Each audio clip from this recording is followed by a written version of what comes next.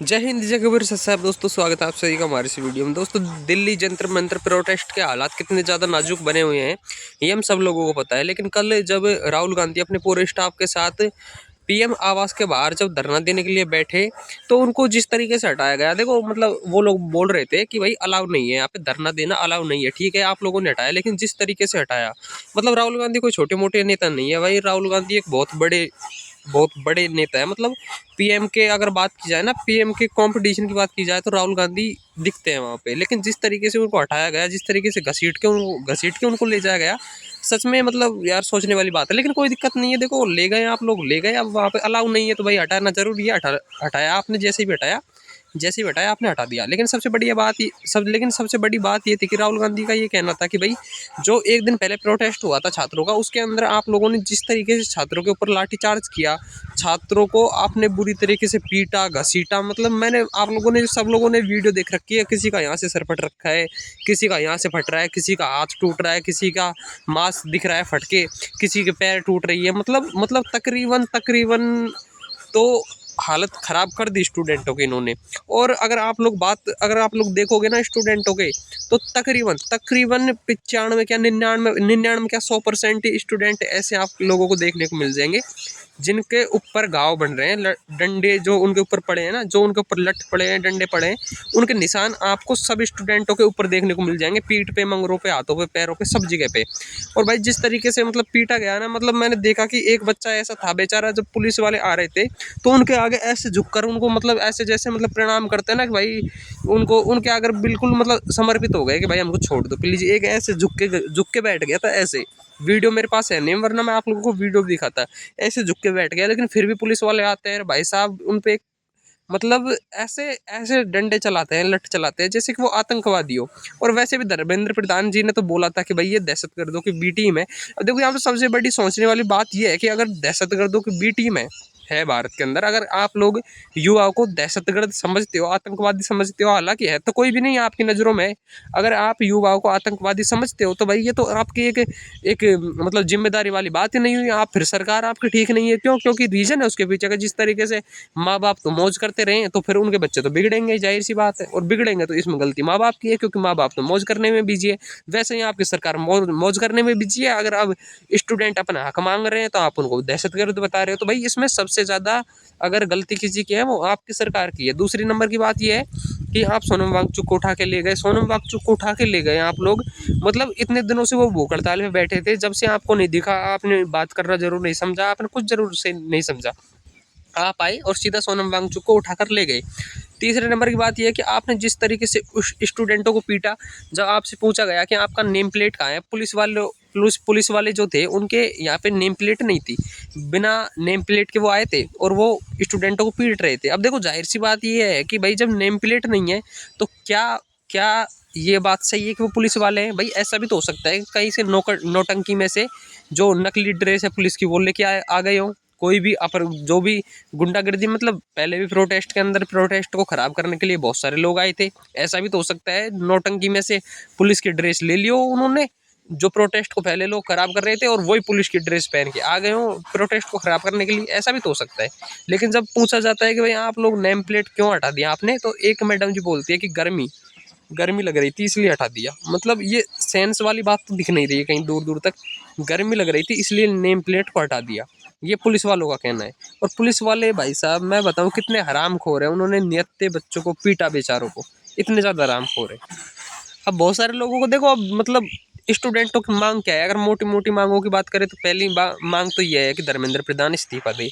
दूसरी उनकी मांग है कि जो भी स्टूडेंट जिन्होंने सुसाइड किया है उनके फैमिली वालों को 1-1 करोड़ रुपए मिले। ठीक है। तीसरा उनका पॉइंट है कि भाई जो सोनम वांगचुक है उनको छोड़ दिया जाए। अब देखो बात की जाए सोनम वांगचुक को, तो उनको तो छोड़ने में कोई दिक्कत होनी नहीं चाहिए, उनको छोड़ देना चाहिए। और बात रही परिवारों को 1-1 करोड़ देने की, मतलब जिन्होंने सुसाइड किया है बच्चों ने, उनके परिवारों को 1-1 करोड़ देने की बात है, तो इसमें भी कोई दिक्कत नहीं होनी चाहिए। क्योंकि भाई हमारा देश ऐसा है, यहाँ पे नेता इतने ज़्यादा भ्रष्टाचारी हैं कि वो 100-100 करोड़ों को डकार जाते हैं, डकार भी नहीं लेते, 100-100 करोड़ों को खा जाते हैं और डकार भी नहीं लेते। तो 1-1 करोड़ अगर उन बच्चों के परिवारों को मिल जाएगा तो इसमें तो मेरे लिहाज से कोई बड़ी बात नहीं है। 1-1 करोड़ आसानी से मिल सकते हैं। 1-1 करोड़ क्या 5-5 करोड़ आसानी से सरकार उनको दे सकती है। क्यों? क्योंकि भाई पेपर लीक किसकी वजह से हुआ? हमारी तो कोई गलती नहीं थी। पेपर लीक होने से तुम नहीं बचा पाए तो इसमें गलती किसकी थी? सरकार की थी। आपने शिक्षा व्यवस्था को संभाले हुए है। आपसे शिक्षा फिर वही तो बात है। दोनों बात तो यही है कि अगर शिक्षा व्यवस्था नहीं संभल रही तो फिर छोड़ दो, क्या दिक्कत है? कोई दूसरा बैठ जाएगा वहाँ पे।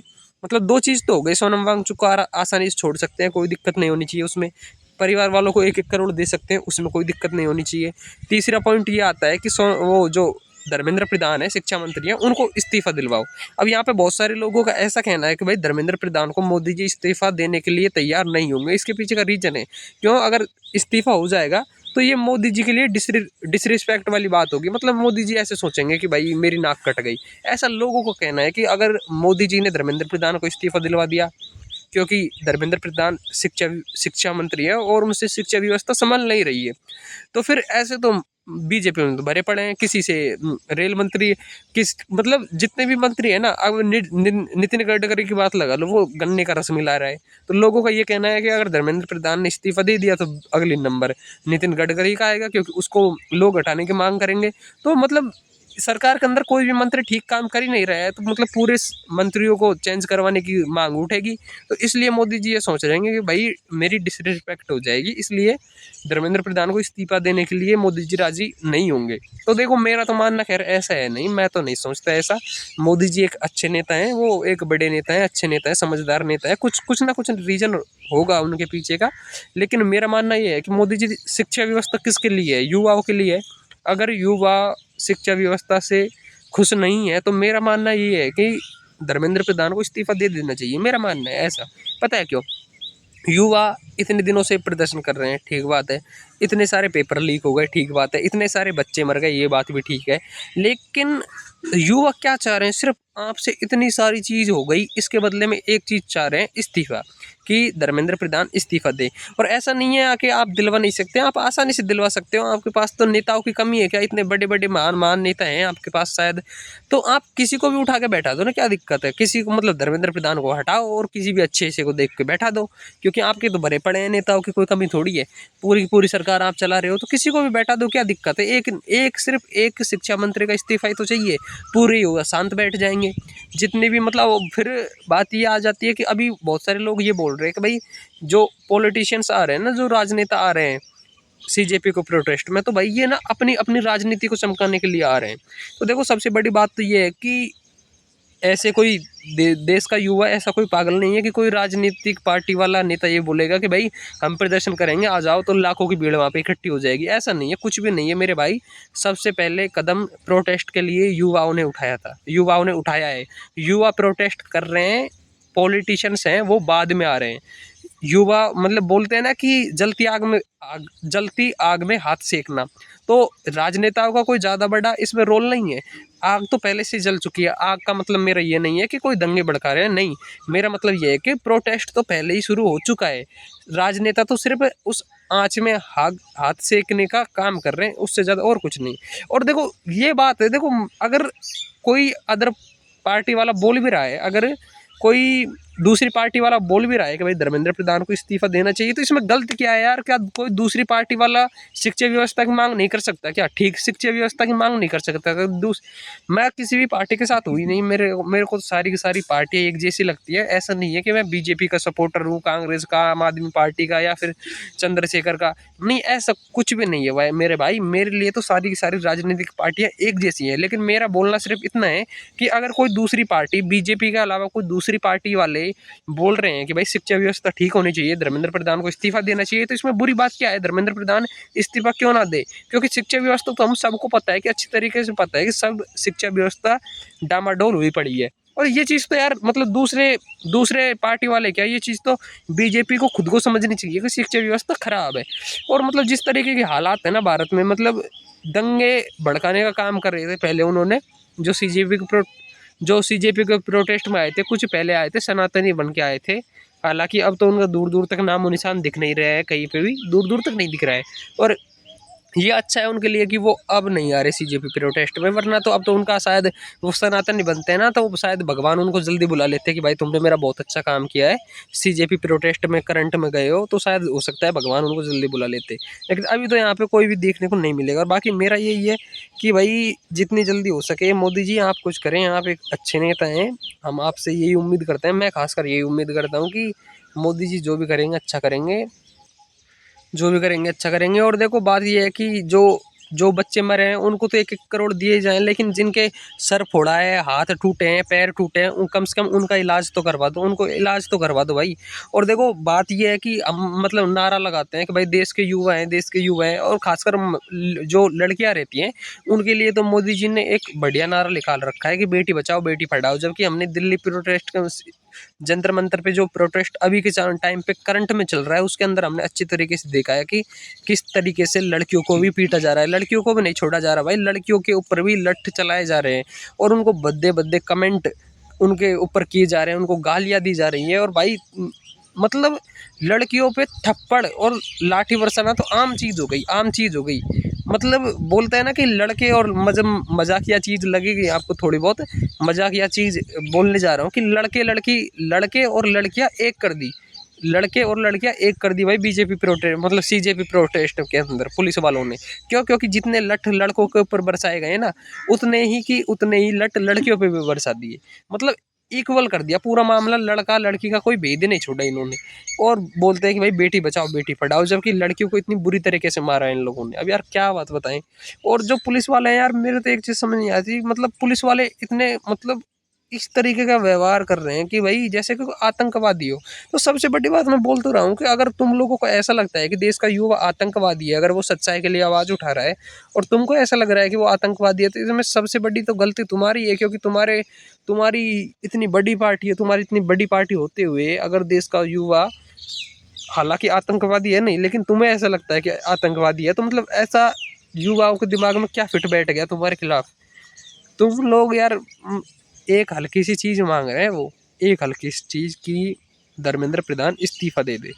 और भाई मतलब बहुत सारे लोगों का तो ये भी कहना है कि यार ये जो सरकार है ना बीजेपी की, मतलब मैं तो देखो मेरा तो किसी से कोई मनमुटाव है नहीं। क्यों? क्योंकि मैं तो ज़्यादा ना तो मैं ज़्यादा पढ़ाई लिखाई करता, ना मेरी ज़्यादा दिमाग चलता, तो मेरा तो किसी से कोई मनमुटाव है ही नहीं। जो करे मोदी जी जो करें वो बढ़िया करें।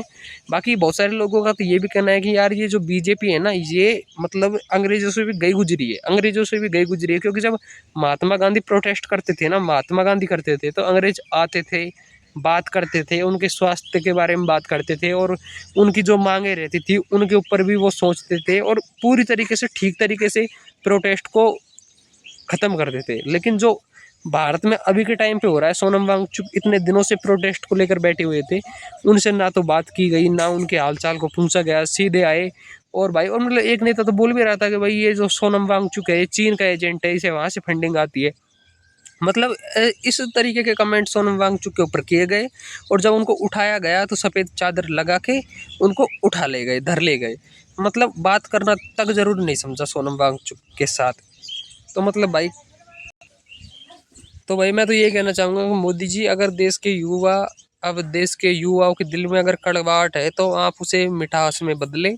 जो भी करे जल्दी करे, सोच समझ के करे, क्योंकि प्रोटेस्ट दिन ब दिन प्रोटेस्ट की हालत नाजुक होती जा रही है। जो भी करे अच्छा करे। बाकी मिलते हैं नेक्स्ट वीडियो में, तब तक के लिए धन्यवाद। जय हिंद, जय कबीर, सत साहिब। और हाँ, ये ज़रूर कमेंट में लिखना, क्या अब जो प्रोटेस्ट वर्क कर रहा है, जो काम कर रहा है प्रोटेस्ट, उसके बाद क्या आप लोगों को लगता है कि धर्मेंद्र प्रधान इस्तीफा देंगे? ये कमेंट बॉक्स में ज़रूर बताएं। नेक्स्ट वीडियो में जल्दी मिलते हैं, तब तक के लिए धन्यवाद। जय हिंद, जय कबीर, सत साहिब।